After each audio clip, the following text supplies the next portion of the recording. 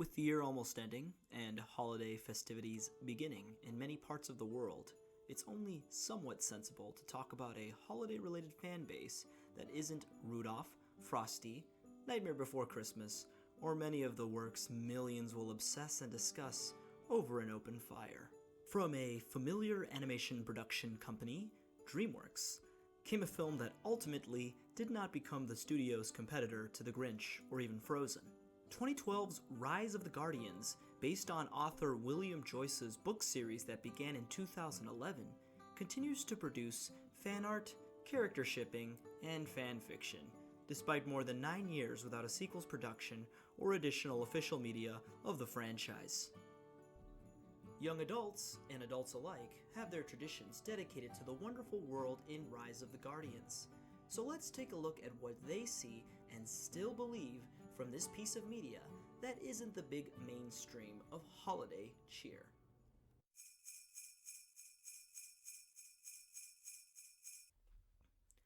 William Joyce is a Louisiana-born writer, illustrator, and filmmaker.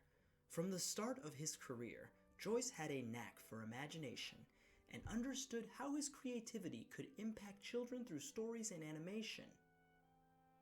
In fact, Joyce has illustrated and written more than 50 children's books throughout his entire career. Also, having been one of the original creators of award-winning animated children's TV show, Roly Poly Oly, Joyce's creativity continued on a path of familiar and memorable books and animated films. Joyce created concept art for Toy Story and A Bug's Life. Then he would turn up as a creator, producer, and production designer for Blue Sky Studios' Robots. As the years went by, 2005 was the birth of a small idea that would continue to be a project that Joyce wanted to bring to the big screen: The Guardians of Childhood. After selling the rights to the film to DreamWorks, Joyce would team up with Peter Ramsey as a co-director for the film adaptation of his ideas and books, later titled Rise of the Guardians. In general, both the film and novels, for the most part, spins the mythologies and origins of the Easter Bunny, Santa Claus, the Tooth Fairy, Sandman, and many other holiday icons to something more akin to comic book superheroes. They all exist to unite against a being of evil that manifests as children's nightmares and darkness, Pitch Black, aka the Boogeyman.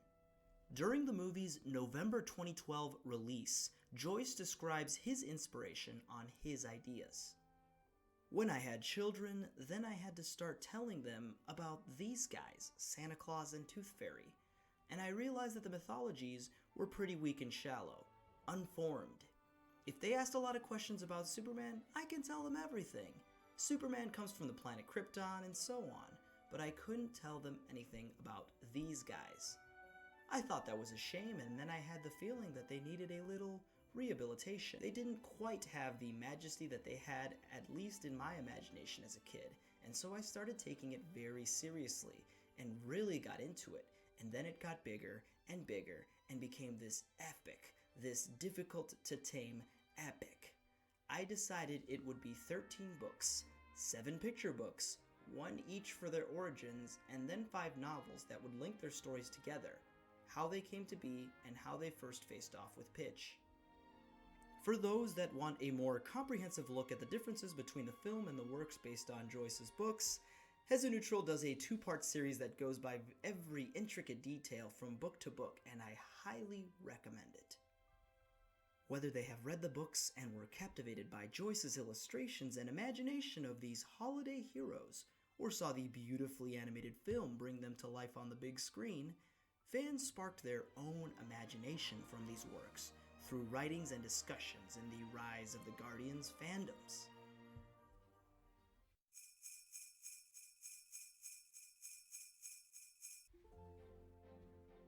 The Guardians, or what we had known as the Easter Bunny or Santa Claus, were spun on their head in a way that gave them history, relationships, motivations, and abilities that connected to these fans. For instance, I spoke with an admin for a Rise of the Guardians Facebook group, Samantha, who saw the movie for the first time when she was 14. She created the group to talk with other like-minded fans, with her favorite Guardian being Jack Frost, the new recruit with ice powers and a design that echoes boy band looks. Along with being an admin, Samantha has Guardians fanfiction that she has been transitioning onto the website Quotive.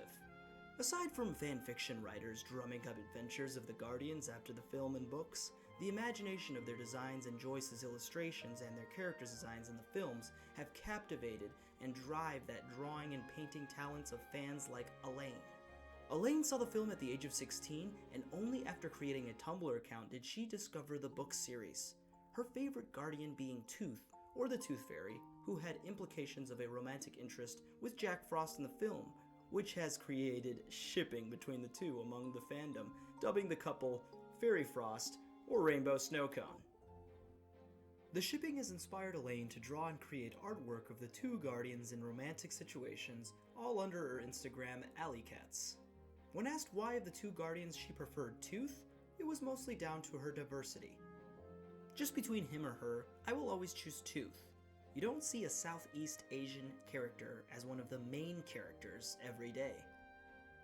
Diversity, personalities, and creativity of the Guardians is what keeps the creative energy and imagination of the fans to come together in their writing and in their other creative arts, just as Joyce set to accomplish, keeping them believing.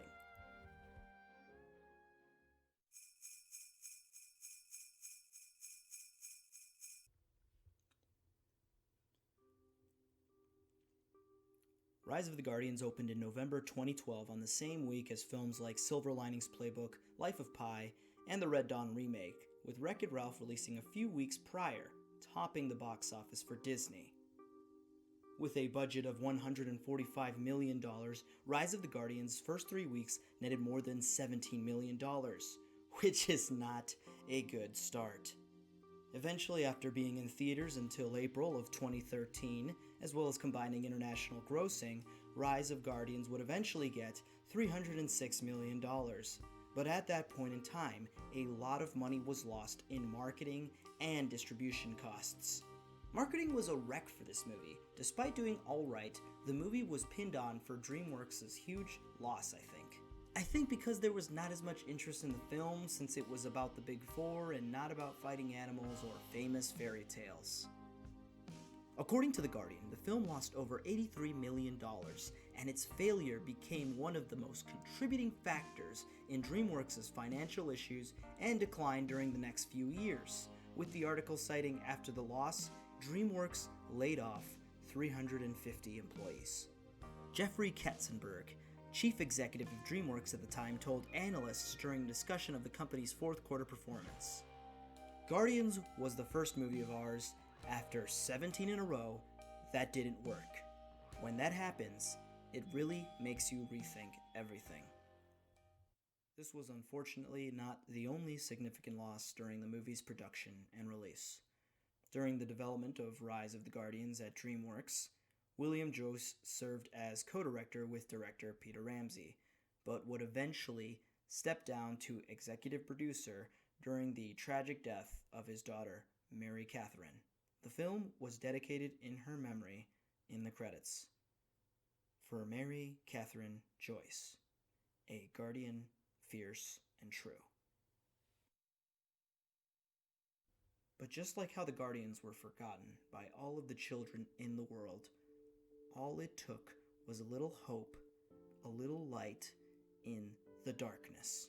During a DreamWorks second quarter call on earnings, Rise of the Guardians had one of the highest box office to DVD conversion ratios among major releases during 2013, and these home media sales would fare far better than its time in the box office.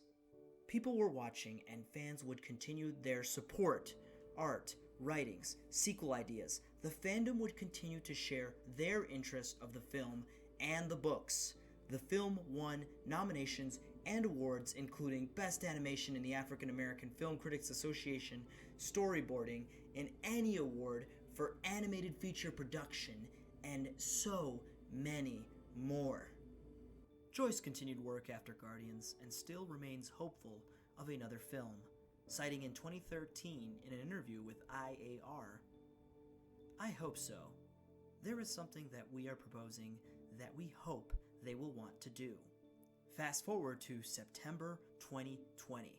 Peter Ramsey, who is now known as one of the directors for the very successful Into the Spider-Verse movie, Ramsey is still bringing in hope to all fans for another Guardians movie, according to an article by Comic Book.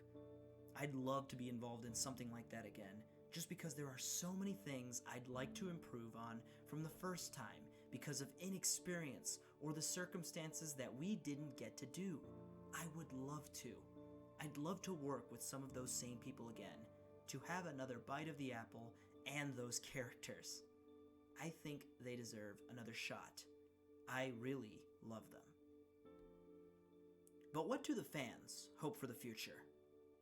I believe Pitch should return in some way, or possibly a new bad guy. I would love to see a sequel, perhaps be part of it, even as small as being the crew's coffee runner. If not a sequel, a Netflix series. The movie barely scratched the surface of the book's lore it was based on. Joyce once said that everyone's story matters. Whether or not Rise of the Guardians ever gets another shot into the mainstream media, the hope, imagination, and creativity of the fans means that despite the numbers, the facts, and the odds, their experiences with the books and movie will never be forgotten.